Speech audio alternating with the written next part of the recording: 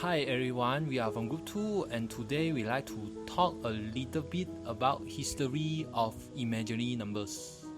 As in 500 centuries ago in Europe, an Italian mathematician Scipione del Ferro are working hard to find the formula of the root of the cubic equation, which in the form like this. From this equation, we know that we can get the value by simply plugging the value inside. For linear equation, we know that we can get a formula of root by performing a simple mathematical operation, while it's a little bit hard for quadratic equation, but still we can get there using the square method. Del Ferro eventually find out the root formula that can simply plug in the value inside with some clever substitution, of course with some limitation and assumption. For a reason, the way to earn a living at that time for mathematicians is to challenge other mathematicians. Therefore, Del Ferro keep this formula to be used in his next duel. Well, Del Ferro kept his formula secret until he finally told his student Antonio Fiore before he was dead. Antonio Fiore told he was invincible in a math duel, and he challenged a mathematician called Fontana Tartaglia. Tartaglia managed to solve this equation and completely dominate Fiore. He then kept it as a secret so that he could win in other math duels, until there is a very talented mathematician named Cardan heard about the formula and pressured Tartaglia to share.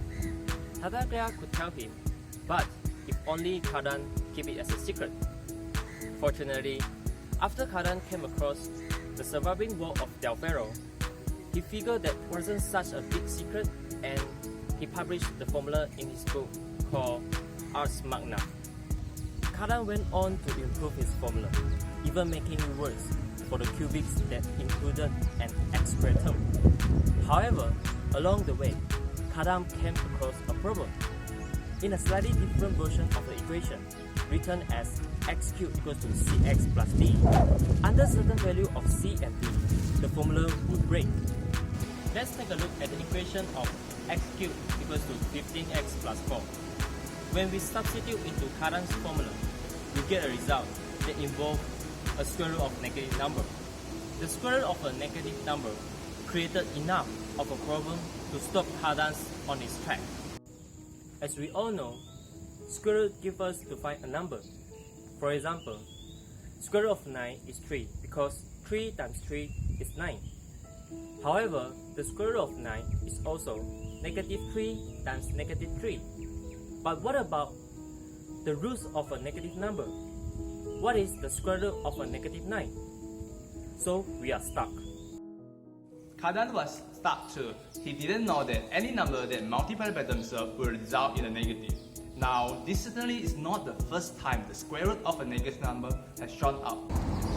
Usually, mathematicians would interpret this problem as a way of saying there are no solutions, and in many cases, this is true. However, in this case, there is at least one solution because of the way the qubits are shaped. Regardless of their coefficient, the qubit function will always cut the x-axis at least once, meaning that our equation x cubed equal to 15x plus 4 will always have a real solution.